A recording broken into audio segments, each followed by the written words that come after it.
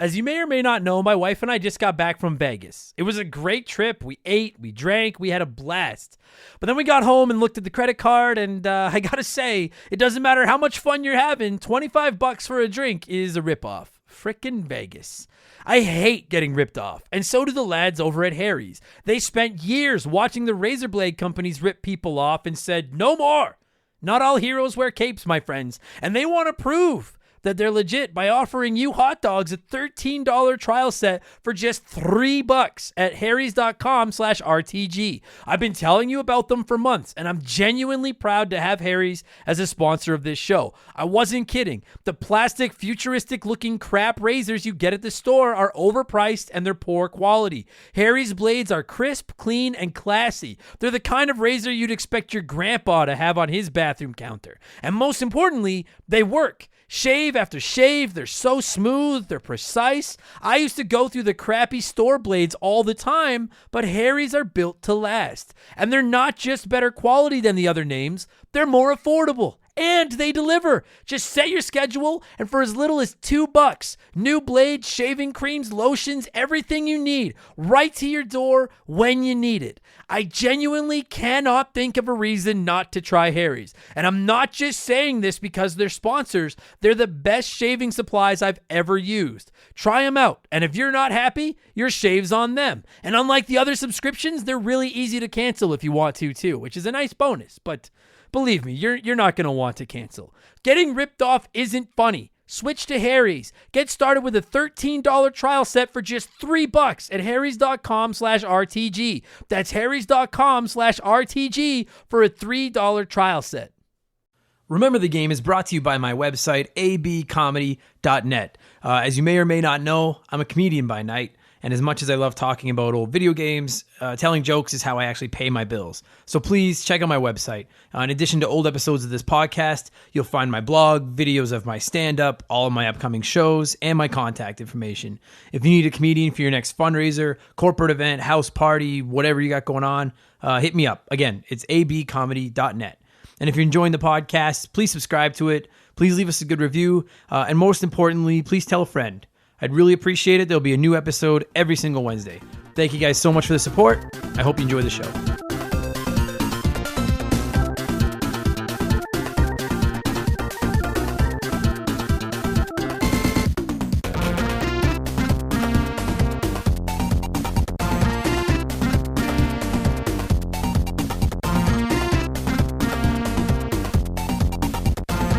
What's up, everybody? Welcome back to Remember the Game, my retro gaming podcast, where every week a buddy of mine and I sit down and geek out about a game from back in the day. My name is Adam Blank. Thank you guys so much for coming back for another episode. If it's your first time, welcome. There's no judgment here. You can be as big of a nerd as you want. We just want to talk about video games. You guys, thanks for listening this week for episode 27, January 9th. I'm finally doing it. I'm crossing over to the dark side. And I am dipping my toe into the Sega Genesis pool. I delayed it as long as I could, but my buddy Andre is here, and we are going to look back at two separate Sega Genesis games, primarily Sonic 3 and also Sonic and Knuckles, the add-on card that came shortly afterwards. You guys know how that all works. I'm going to get more into that in a second. I'm just going to quickly touch on all the other junk I want to get out of the way before I talk some Sega. It feels dirty to talk some Sega Genesis. I'm sorry. You guys know I'm a Nintendo fanboy, but Sonic's done all right? He deserves an episode. We'll do it. Many of you are already there. If you're not, we have a Facebook page. You can find it at facebook.com/memberthegame. You can also find us on Twitter at memberthegame. And now, we are on Instagram. I don't know how much I'm going to post on there outside of weekly episodes, but, follows are still nice. We follow back anyone that follows us on those platforms. And our Instagram handle is also at memberthegame, just like Remember the Game without the RE, because someone already had it all on every single fucking one. I thought I had something original and clever, but I didn't. So check those out. We also have a new logo for anyone that you've probably seen it if you're listening to this episode. If you haven't, it's a spoof on the original title screen to the original Super Mario Brothers, which really kickstarted this entire thing for me all those years ago. I made that on a weekend with a trial version of a photo editing program on my MacBook, and it didn't take me too long. So that's cool. It's better than the old one. Honestly, the original logo, I kind of just Googled like 8-bit video game character collage and then found the image to put in it. And I don't need someone coming after me someday and saying, hey, you took my image. So that's been done away with. This one looks a little brighter and better. Hopefully more people will see it on iTunes. Excuse me. More people will see it on iTunes and jump on it. So that's cool.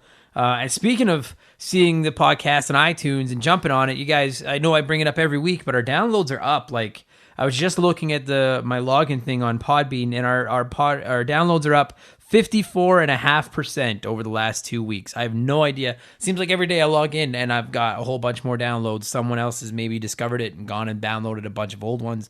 I don't know. I don't know where these downloads are coming from, but thank you guys all so much. It's like on almost the daily, somebody messages me about the podcast now and says something nice.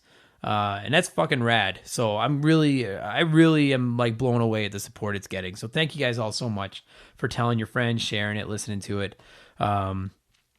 If you like it, leave us a review. I know I plug it all the time, but I want to read reviews and comments and stuff on here. And I don't really have any more reviews or comments to read, I don't think. I think I've gone through most of them. Other than people talking about the games, but as far as anything to do with the podcast, I can't find anything. Literally, you can just post something insulting me if you want, and I'll read that on here. I don't care. You'll get your 15 seconds of fame. I'll give you a shout out. So comment on the Podbean app, comment on a YouTube video, comment on the iTunes app, whatever. A review, I'd really appreciate it. I promise I'll read them if you guys leave them. And I just closed my list of things I wanted to talk about because that's how good I am at this job. Oh yeah, something else I wanted to talk about this week quickly is EB Games, the game store, GameStop, EB Games, whatever you want to call them. I spent a decent amount of time in them over the last month or so with Boxing Day sales and Christmas shopping and all that good stuff. And like, I don't hate on them as much as most people in the gaming hobby do. Like, you know, you could go online and find just video after video of people shitting on GameStop and EB for their practices and for the terrible employees and all that stuff. And I've never found them that bad. You know, I go in, I have one near my house here in Edmonton that I go to fairly regularly. Less so now because I've really transitioned into being I'm about 85-90% digital on my games now. So I don't have to go in quite as often, but when I do go in, you know, they try to sell you the pre-sales and the gaming guarantee to come in and exchange it and stuff like that. But I've never found them that pushy. That's one of the things people complain about. But to me, they ask, I say no. They say cool. That's it. You know, I've never had a bad experience with the employees there themselves. My problem with EB Games is like, when did it become such a flea market? And I'm sorry if I mentioned this a week or two ago because I did have it marked down to say it, and I forgot. I think I forgot to bring it up in the past. But like, you go in there now, and I get that they have to change their business model because they'll be dead in 5 years. They'll be gone if they don't do something. But you go in now, and it literally feels like less than half of the store is video games, and the rest is T-shirts and those stupid Funko things and just fucking crap and board games and like. I'm not saying that they don't need to change their model because they do, or they're in a lot of trouble. Like, just games isn't going to carry them for too much longer. More and more people are going digital like I am, or they're ordering stuff off the Amazon and stuff like that. But it just is like, it's claustrophobic to go into some of those stores now, you know? It's not an enjoyable, it used to be fun, right? Like, going to EB Games used to be rad. You could go in and just look at all the games, and now it sucks. So, EB Games, you suck. Literally, that's all I wrote in my show notes was EB Games sucks. So, there you go. If you listen to this and you work there, sorry, but your store kind of sucks. That's really everything I wanted to touch on. As far as what I've been playing over the last week or so, it's been primarily Smash Bros. Smash Bros. Ultimate. It's so good. If you have a Switch, I implore you to play it. And if you don't have a Switch, get a Switch. It's the hottest selling console of this generation after 23 months. So my Nintendo fanboyism is paying off. But that said, Smash is rad. Like, I can't stop playing. I'm trying to cut back on my gaming and I'm trying to do more reading. But every time I sit down to play, I'm like, it's gotta be Smash. I also picked up Dark Souls Remastered. If you've never played Dark Souls, it's an action adventure RPG kind of game. Known like it's infamous for its difficulty, and I've never played it. It's one of those big franchises that I never played, so I finally decided to pick it up, try it. I've given it a fair chance. Not for me. I don't like it. It's not the difficulty. That's one of the things, man. You go online and you try to search for help or like what to do or anything, and people are so fucking obnoxious in comments on Reddit and stuff like that, just shitting on you, like, get good. That's the big comment. Get good, or you suck at games. And I don't suck at games. I suck at 99% of the things I do in life, but I don't suck at games. And honestly, I don't find the difficulty off-putting. Like, I have no problem dying over and over again. My problem with it is dying, going back to you save at bonfires, like that's like checkpoints. Going back to the last bonfire I was at and hiking through 5 to 10 minutes of the same slow gameplay, the exact same layout of the level to get back to whoever killed me to try again. That's what frustrates me. And I guess I can see the argument that people make that do love Dark Souls. People arguing in favor of it because they're like, well, it gives you consequences and it makes dying matter. And I'm totally, yeah, I get it. Like, I agree with that. You know, I'm an old school gamer, right? That's what this whole podcast is about, is old games. And old games were fucking tough. So I'm okay with that. It's the slow, monotonous repetition to get back to where I was. That is just, I have limited time to play now, and I have too many other things I'm interested in before I fucking sit here and dink around with this anymore. So Dark Souls gets a fail. And then I've been playing the original Sonic and Sonic 2 on the Sega Genesis collection. Partially to get ready for this podcast, and partially just because I don't hate them. You know, that they're platformers. That's my genre. That's my jam. My genre jam is platformers. That's fucking lame, genre jam. So I'm playing Sonic 1 and 2. Unfortunately, the two we talk about today, which is Sonic 3 and Sonic and Knuckles, are not on the Sega collection. I guess it has something to do with the music, because Michael Jackson was involved in making the music. But I've been playing Sonic 1 and Sonic 2. And with that said, I've had a few people say they want more Sega games on here. So if you're listening to this and you have a Sega game you want to talk about, let me know. In particular, have a look at the Sega collections list. It's on pretty well every major console out there now. And let me know if there's something on there I should play. I'm interested. I played a little bit of Vector Man. I've played some Gunstar Heroes. I want to get more involved in the Sega community. So let me know if you're a Sega person. If there's something I should be playing, let me know what it is, and I'll log in there and give it a shot. Oh yeah, and I know about Phantasy Star. They're on my list. I will get to them. Okay, so just anything other than Phantasy Star or the Sonic games that I should be playing, let me know. All right, I'd appreciate it. So that's what I've been playing. That's it. Now we're going to get to the podcast, you guys. Like I said, my pal Andre is back. This week we're talking Sonic 3 and Sonic and Knuckles for the Sega Genesis. Sonic 3 came out in North America February 2nd, 1994. And then the Sonic and Knuckles add-on cart came out just a few months later, October 18th. 1994. If you don't know the story between Sonic 3 and Sonic and Knuckles, we're going to explain it all in the podcast this week. So kick back and relax, cue the music. That's a long intro. And let me get to my chat with Andre, where we talk a little Sonic the Hedgehog and we finally break down a Sega Genesis game for you fucking Sega losers. All right. Thanks for listening, you guys. I really appreciate it. Here we go. This show is sponsored by BetterHelp. Everyone that listens to this podcast knows about our illustrious CEO, my dog Molly. But the other silent partner behind the scenes is my wife. And let me tell you, my friends, a 17-year relationship with another person that has to talk to and live with you is a lot harder to maintain than one with a dog. We've had our ups and downs, and as you all know, a relationship isn't all sunshine and rainbows. They can be a lot of work. You get out what you put in when it comes to relationships, and talking to a therapist can be a fantastic way to put in some work. They can help you work through your issues, learn to communicate better, and even just provide you with an ear to bend when you need it. I've talked to my therapist about my relationships, especially when it came to my stand-up comedy career and how much I was away from home, and they helped me work on ways to keep my relationship strong even when I was out on the road. It turned out our relationship was actually better when I was out on the road, but that's a story for another day. And I know, right? Therapy. Who has the time these days? BetterHelp hears you, and they're making it easy. Fill out a quick form online, and they'll match you up with a therapist that suits your needs, and that'll work around your schedule. You pick the meet times, and you can get your therapy fix from anywhere, over video, phone, or just chat. Become your own soulmate, whether you're looking for one or not. Visit BetterHelp.com/rememberthegame today to get 10% off your first month. That's BetterHelp, HELP.com/rememberthegame. Sega presents one champion of good, one pawn of evil. It's Sonic and Knuckles. Not only is it the greatest Sonic game ever, it also comes with lock-on technology. Plug in Sonic 2 and use Knuckles to play in a whole new way. Plug in Sonic 3 for 34 megs of power, new worlds, and surprise endings. Sonic and Knuckles with lock-on technology, only on Sega Genesis. It has taken me, I don't know what episode this is actually going to be when it launches, because I never know when these are going up or what order. But I have finally caved to the peer pressure and decided to dip my toe into the Sega Genesis pool. Very reluctant. No, I have no problem with the Sega. I just didn't know one. My buddy Andre is back. How are you, my friend? I'm happy to be here, man. I love talking games with you, buddy. It's the best. It's so fun. I appreciate you coming over. And you were one of a few people that have asked me to do Sega games. Yep. I did not own a Sega.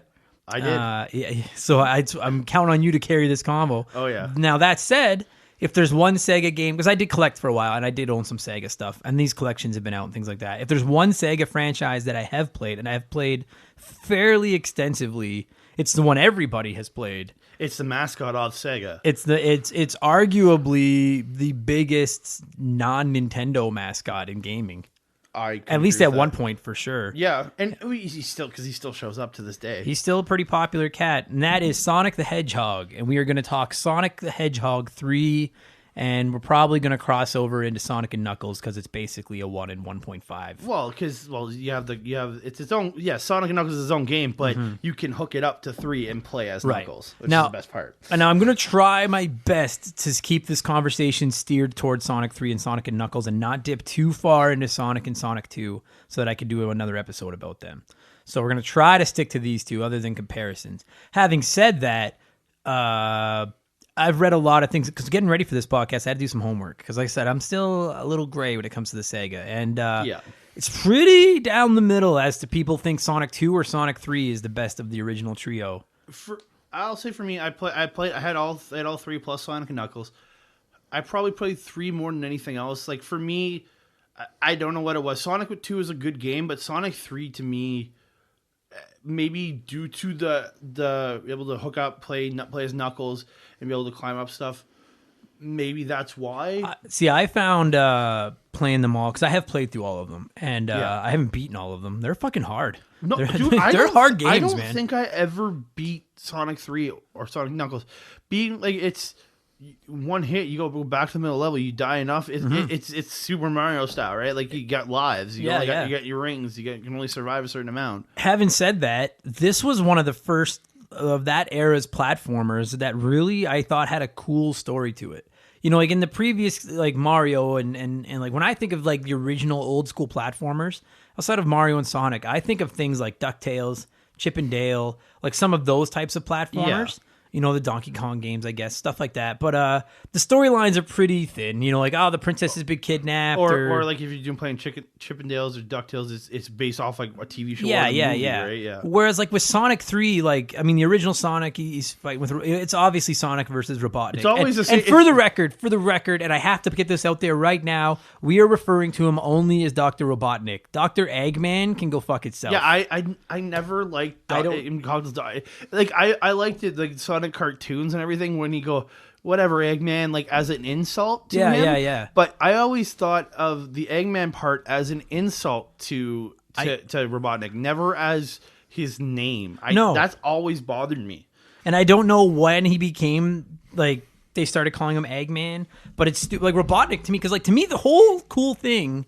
My voice is cracking. He was shaped like a giant egg. Sure, but that's like, so let Sonic call him comments. it, right? But like, it doesn't, like, if somebody kept calling me Eggman, I wouldn't adopt that as my name and be like, yeah, I'd I am. be like, an egg. Screw you, I'm Dr. Robotnik. To me, like, the cool thing, like, because my favorite video game character in any franchise ever is Bowser. Like, I think Bowser, that's why I have his amiibo over there. I play as him in every game I can. Like, Bowser's the coolest, okay? Yeah. Having said that, I actually kind of like the concept of this Dr. Robotnik guy who's turning animals into robots. And like, I used to read the comic books. I used to watch the cartoon. I was like, because you got me. I was a Sega kid, right? So I was obsessed with every single Sonic. I own comic books. I think I've watched every version of the cartoon that's ever come out with Sonic. I think up to this day, like anything that Sonic I've watched, like, and like some of the stuff they've done Robotnik is one of my favorite villains, being the fact that he was always portrayed as a crazy scientist, but it was always very basic. It was never he never was going into anything crazy. Never it was just like I want to turn people into robots and I want a robot army. Yeah. Simple. Yeah, I thought he was really cool. He always seemed maniacal. Yeah, and Sonic is like defending the animals and stuff. And then you can throw in the Chaos Emerald and all that stuff. That kind of leads us into Sonic 3. One of the things I really appreciate about Sonic 3 is, especially for a game in that era, I think it came out in 94. It was mid-90s. Somewhere. Like I think I would have been like 7 or 8 when I started playing this game. It was back in the day. But it had a legitimate story. Oh, yeah. You know, it was like there are these emeralds. Yeah, and then I believe, if I'm not mistaken, Sonic 3, you crashed onto Knuckles' island, the floating island. Yeah, because I think where you play the majority of it on that island. Yeah. But because they built this game knowing they had Sonic and Knuckles, the game coming out too. Yeah. And that's why you have the ability to plug your Sonic 3 into Sonic and Knuckles and play as Knuckles through Sonic 3. Yeah, it was almost like the first ever DLC. Like it was really like it's an expansion pack, but it was almost like DLC. So what I appreciate so much about this game and the storyline is like, and I feel like this about wrestling. I feel like this about TV shows, just about any form of entertainment. I love it when enemies team up. I've always thought that is so cool. Like I like it. Like, you know what I mean? Like whenever like if there's something where the Turtles have to team up with Shredder or any, I've always been fascinated by that. And this game does that. They introduce this guy, Knuckles, who's a good guy. Yeah. But they make him Sonic's enemy because Robotnik convinces him that Sonic is the bad guy. Yeah. And so, but in the end, you have Sonic trying to get through this game, and he is like trumped by Knuckles throughout the game. Knuckles keeps stopping him. Yeah. But in the end, Knuckles finally realizes, no, Robotnik's the one. He's one that forced him to crash into the island. He's the one that's turning people into robots. Like, he's the one that's stealing the Chaos Emeralds. It's... I think that's so cool. Like, I love the idea that, like to me, like, and again, I can't help but draw wrestling comparisons. I love wrestling so much. But, like, part of the reason I love this part of wrestling is because of, I'm not kidding, of Sonic and Knuckles in that story. Yeah. Is the idea of, like, the two guys, like, both slowly turning at the same time and realizing, like, that this other guy has been playing them both. Yeah. And then the crowd gives you that pop, and then the two guys lay waste. You have Robotnik playing it, so making Knuckles think Sonic's the bad guy. So Sonic thinking, oh, this Knuckles guy is another one of Robotnik's goons. Yeah, it's awesome. But in the end, Sonic the realization of Sonic going, wait, no, this guy's just been corrupted, and so I got to do everything to make him good again. Yeah, and then to me, like the ultimate kicker in this isn't just that Sonic and Knuckles team up, but it's the fact that they give you the ability to play as Knuckles. Oh yeah, and I think that is about the coolest thing. Like, I mean, I know lots of video games have happened. Like spoiler alerts for Chrono Trigger. Have you played Chrono Trigger? Yeah. Okay. Spoiler alerts for Chrono Trigger. You can get the original, who seems to be the main villain, to join your team. Yeah. And that kind of stuff is really cool, you know. But like Sonic and Knuckles was like one of the first games to really do that. Well, yeah, where you could team up with the guy that was supposed to be your enemy. And then if you got the replay, the thing is, Sonic 3 had great replayability on top of it all because you had the ability to go through with Knuckles. And the thing is, with Knuckles, you jump off of something, fly to the next thing. You climb up to areas that aren't normally explorable as Sonic, which is cool because you can get up there, get other rings, find things. Yeah. Which to me was a really cool factor to that game. Yeah. And that's one of the reasons I like Knuckles so much is like, and this is going to be my first criticism. I'm not the world. I've played all 3 Sonic games, the originals. I think Sonic is rad. Yeah. I love Sonic. I like Tails. I like Knuckles, Robotnik.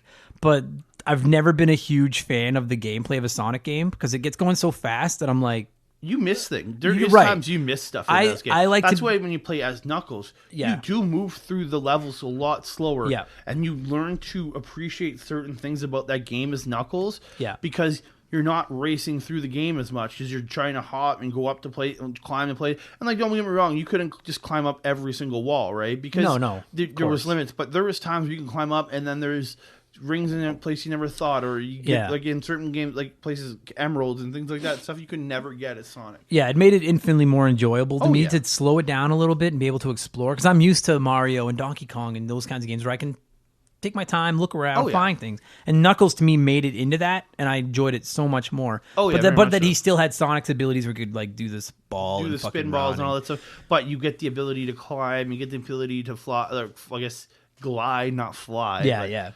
I love that. That said, like Another one of the things I noticed when I was reading about 2 versus 3 is that some people prefer the graphical style to 2. I think 3 is beautiful. I think to this day, 3 pops. It's one of my. I still pull out an emulator and play Sonic 3 every once in a blue moon. Mm-hmm. I don't play it a lot, and it's been at least a couple years since I played it. Sure. But it's one of those games for me that the visuals, they're not like, obviously the visuals don't hold up, I guess, but they hold up for me. And the fact is, I know I'm going back to play an old game. I think it's gorgeous. And there's some old games I can't play anymore because their graphics were that bad. But you got the Genesis, which is, I think, one of the better selling systems in North America for the time, because it was dude, like the system came out like over here and was just murdering Nintendo. It hurt Nintendo over here. It really, because Nintendo, I think at one point had like a 95 share of the video game market. Then Sega put out the Genesis and just knocked them down to like Nintendo only had like 55% of the market share at that point. Yeah, Sega gave them a good run, man, for a while. And it's on the back of games and producing a lot of visually well games. Absolutely. And being able to go back and play and not be like, oh, this is so annoying, is really great to me. Yeah, I'll sit here and I took a drink of water. I thought I had another time. I'll sit here and criticize the controls in a Sonic game because to this day I find the controls frustrating when it gets going so fast. I'm like, I just want to explore and it's the fucking running and stuff. Having said that, like I think all 3 of them, in particular 3 and Knuckles, are really gorgeous. They're like for that 16. Like I love 16-bit sprite and style graphics. Well, and they you look at it. Sonic, Knuckles, Tails. They're not built They're built a lot better than the 16-bit because Sonic, for the most time, when he's just standing there or turned a certain way, he's not blocky. He's rounded. He looks smooth. When Knuckles look because he has those dreadlocks or whatever. Yeah, he the dreadlocks look smooth. That yes, when they start spinning and everything and doing, it's a little blockier, but that's because you have to because it's a moving thing in a game. Yeah, but what makes it be able to go back and play it is that being able to look at it and going, wow, this is like crisp. It's for that time, especially for 95 mid 90s. Yeah, it's a crisp game. Yeah, they really appeal to me because of their graphic styles. They're beautiful. Sorry, my dog's being a pain in the butt. They're gorgeous games. I also love the soundtrack. I actually, because Sega has a collections game that's out on just about everything that's coming out on Switch today. Like it's out everywhere now. Nice. And Sonic 1 and Sonic 2 are on it, but Sonic 3, Sonic Knuckles isn't. And they're saying that, and I was like, what the fuck? Why? Well, I guess for that, because you got to be able to build Sonic 3 to be able to have the option to play as Knuckles. No, I read that I don't think that would be a problem. I read the reason they're not on is a music thing because Michael Jackson was partially responsible for the soundtrack in Sonic 3. I was reading it. He worked on the soundtrack, but then left partway through game production. But they were still using, like they changed a bunch of the soundtrack, but they still used a few of the tracks that he had worked on. So, yeah, I can understand licensing problems because you got to deal with his estate to get those licenses, right? And that's been it. It's like how Earthbound wasn't released on any virtual console forever because music was too close to some copyrighted music and they were having a problem with it. Why you'll never see wrestling games on any of these small systems. Yeah. Not just for that reason, but music is a huge factor. Music, likenesses, things like that. And so with Sonic 3, there's the music. Because the music in that game, like I don't remember it, but I've been watching some videos of the game to get ready for this. The music's fucking great, man. Oh, dude. It was all like, it would get intense. Like there was like a lot of it was like as you're playing through level, it's light and fun. And then when you get to Eggman or you get to some bad guys, it gets like intense and like dun dun dun dun. Yeah, but it's always like dun dun dun. Yeah, I loved it. They really did a great job of making you feel like you're playing a cartoon show, like playing it. Yeah, you know? it felt like because at the same time, because when Sonic came out, the first one, then the cartoons coming out after, as any phenomenon style game at that point, like Mario had his cartoons and his shows come out. Sonic, and I think Sonic was one of the more successful ones from then because that show lasted for a while. It spawned like Sonic Underground. It spawned multiple versions of and where Mario, you don't see a lot of cartoons and stuff for. I mean, he had his cartoons, and if you haven't watched them since you were a kid, leave it that way. Because I bought the DVDs of the Super Show because I was so excited, I rewatched and I'm that like, a no, few I years can't. ago. This is not good. So bad. But like Sonic, so if you're a fan of the cartoon, then you go and play Sonic 3. It's like, yeah, it feels like you're playing the cartoon or the comic books through again. Yeah, they did a great job on that. Oh yeah, very It's much funny so. because when you look at the two competitive systems, like Nintendo from Mario 1 to Mario 3, they really didn't do much with the story. They just were like, let's just make this a bigger, funner, more creative game. And I really feel Sega decided to go with the let's work on the story, and they introduced Knuckles, but they didn't really they didn't really expand the series. The only real expansion they made, which was Genius expansion, and you can argue it's because they couldn't fit it all in one cart, or because they were against time constraints, or they just wanted to make more money by selling you two full-priced games. I don't really care. The Sonic and Knuckles cart is, to this day, I think, an absolutely awesome adapter. So basically, if by some chance you don't know, Sonic and Knuckles is its own game. Yep. Where you basically play a slightly varied version of Sonic 3, but as Knuckles, like from Knuckles' perspective. Sonic and Knuckles was its own game, and you had its own storyline. But then you plug Sonic 3 in, and you play Knuckles through Sonic 3. And it was so cool. I remember my friend Adam had it, and I thought it was so cool. You could plug Sonic and Knuckles into the Sega, open the top of the cart, and then plug Sonic 2 or Sonic 3 into the top of the cart and play them as Knuckles. I don't know if 2 was, but I know 3 was it. Yeah. Oh, because I never actually plugged 2 into that. Which is really rad, because I read that people were trying it with all kinds of games, like plugging them in just to see if you could add Knuckles to your game, and it just was like not working at all. Fantasy Star. Right. Playing through Fantasy Star with Knuckles. Yeah, NHL 94, and Knuckles is on the Hartford Whalers. But like, so that was a really, like I said, like, I mean, I guess if you really, you could take the high road and call it an expansion pack, which I think is probably a more accurate I'd claim. say so, because it had its own.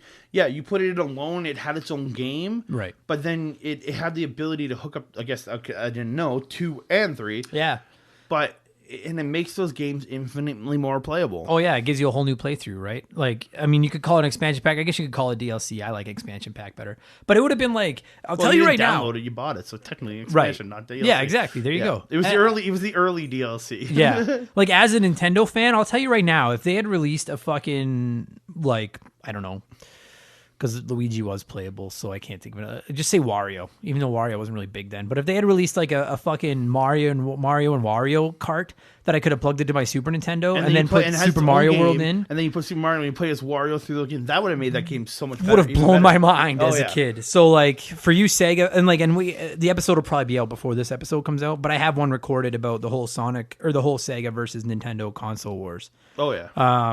But I'll tell you right now, as a kid that was firmly on the Nintendo side, looking at Sonic and Knuckles, I was like, wow, that's pretty rad. Yeah, it was a really creative idea by a company that. I'll say this: like I played I played NHLs on my Genesis. They released those on because those were multi-platform games. But I'll say this: Sega didn't have the greatest original content games. No, they didn't. Other than maybe Phantasy Star and Sonic. Yeah. I played a bunch of games, but the games I remember the most were Sonic and Phantasy Star. Yeah. Because they were the best ones out there. Everything else was a game. It was enjoyable, but it didn't have, like, it wasn't like epic to me. No. Where, like, I'll say this to Nintendo's game, the Super Nintendo, it had a lot more high quality games. It has a legacy that is unparalleled, I think. Genesis was a thing of its time. And the thing is, Genesis was, its big place was actually in North America. Mm-hmm. It did fine in Japan, but when they released it in North America, that's where it exploded. Yeah, well, they did such a great job of going after Nintendo with it. It's funny because, like, when I think of Sega, I think of a company that I don't want to go back to wrestling because I know this isn't a wrestling podcast, but like I've always looked at it as Nintendo is the WWF, WWE, and Sega is WCW. And there was a point where Sega had WWF struggling, and then they kind of fucked it up. And part of the reason Sega fucked it up, and when I think of Sega, I'm telling you right now, the first thing that comes to my mind is the Sega CD, the Sega 32X, the Sega Saturn. Yeah. Then by the time they got to the Dreamcast, it was just too much, right? Well, because and not to the fact that PlayStation came out and really hurt Sega. Oh, PlayStation. Because, and I've read so much on this. Like, it's for Sega when they brought out the Saturn, they had the same capabilities as the PlayStation did, but they had put so much more processors and things into it. Right. Than PlayStation had got it down to one processor. They had multiple, so it took more time for people to build the game to run off of multiple processors. Sure. It took more time to produce, so that really hurt them. Oh yeah, all those adapters and all their changes and everything are what sunk that company. But when I think of Sonic and Knuckles, I'm like, this is like this was a. I think that was the pinnacle of That Sega. was a cool innovation by and that you was guys. the pinnacle of Sega for me. Was the Sonic 3, Sonic and Knuckles. That was the height of Sega for me. Yeah, I would give them that. That might have been their height as a whole. Like that was a cool moment for them. Well, now they're just a game production company, which is not a bad Which is thing. fine. They still put out some good games. Yeah, but which is fine. It's the fact that as a system as a whole, Sonic 3 and Sonic Knuckles to me were the pinnacle of the Sega Genesis, Right. And of Sega consoles. And as a non-diehard Sonic fan that has still played most of the Sonic games, I mean, I guess outside of the original Sonic on the Dreamcast, you could argue that Sonic 3 was about as high as he's been in a lot of bad games, man. Yeah, and because remember, the first 3 plus Unknowns were really good games, but then you start getting into the Sega Saturn games, the Dreamcast games, they were not good. Sonic did not transition into 3D well. No. 2D was where... Although I will say, and I made this note and forgot this, I love I don't know if you call them full 3D, but the bonus levels in Sonic 3, like where you go, the camera's behind him. Oh and yeah, you're you running have to on go, those. That was on those grids. were fun. I would as play heck. a whole game of that. Oh yeah, like a puzzle game like that. Those were fun. Like, I love that. Just before you said that, I'm thinking, wasn't there one where you followed them? Yeah, I thought that was awesome. Yeah, those were cool because it gave you. Yes, you had your side scroller game, but then it gave you just a fun kind of 3D-ish game to play. Sure, but without going too hardcore into 3D. Yeah, I agree with that. Yeah. I think, I don't know, man. I'm not a Sonic kid. I'm not a Sega kid. I think Sonic deserves some love. Sonic's earned his spot. Sonic is in the not the 10 biggest gaming franchises of all time, but I would easily put him in the probably top 5 most recognizable gaming mascots of all time. Oh, yeah. Everybody put knows Sonic in front of some, like, people, like, obviously not anymore is he's that recognizable to newer generations because he's only a character in games now, or like a side character. But you just show the picture of Sonic to anybody our age or maybe slightly younger, or Sonic. a little older. They're like, that's Sonic. You could put Tails and Knuckles in front of them, and they'll know who they are. Sonic was like, when he got announced for Smash Brothers Brawl, I was legitimately jacked because I was like, I would love to see Sonic in a game like that. And then when he showed up, and I've tried to play as him in both Smash Brothers games he's been in, and I'm so bad with him. He's so hard. He's based on turning into a ball and zipping I know. across stuff. I'm so bad using him, but I just love that he's in the games. Because I'll say this, I haven't played I haven't played Smash Bros. Since Melee. Oh, okay. But trying to play Sonic in a game like that, I don't know, because you're trying to go fast. Yeah. But you have to stop at the edges of everything. That'd be kind of hard. He's hard. I suck with him anyway. But all right, dude. So let's just put this whole package, Sonic 3 and Sonic and Knuckles, together, because I'm not doing another episode on one of the other. No, because they're 1 They're a tag and team. 1.5. Yeah. What would you give those games out of 10? Yeah, I'd probably go 8.3 because I had so much fun playing those in the day, but there are problems with them, but nothing horrible. But 8.3, I'd say. Yeah, I'll go with an 8 because I think there's some I have some issues with the gameplay, as I've mentioned in here numerous times, but the innovation of them I think is incredible, and I love Knuckles. Like, for the record, and I'm putting it out here right now before it's too late, I want him in Smash so bad. I think he would be a strong character for Smash because he's not, like, yes, he can move quick, like doing the ball rolls and stuff. Yeah. But he's not based on that because you can have him jump, you can glide. You can away make him from a people. brawler with his knuckles. Well, you can in his make fist him a because he brawler. has the spikes on his fist, like the knuckles, and it's just like that makes so much sense. I just think he's the coolest character. So Knuckles is the best. Easily. These games are from good. the OG stuff. Yeah, he's probably the best character. So for you fucking Sega kids out there that are like, hey, they never talk Sega, there's your Sega. There, and I don't have to talk one for another 30 episodes. You got to talk with a Sega kid. Yeah, I have to talk with a Sega kid about Sega, and now I'm done for another 30 episodes or so. Thanks for doing this, buddy. I always have to.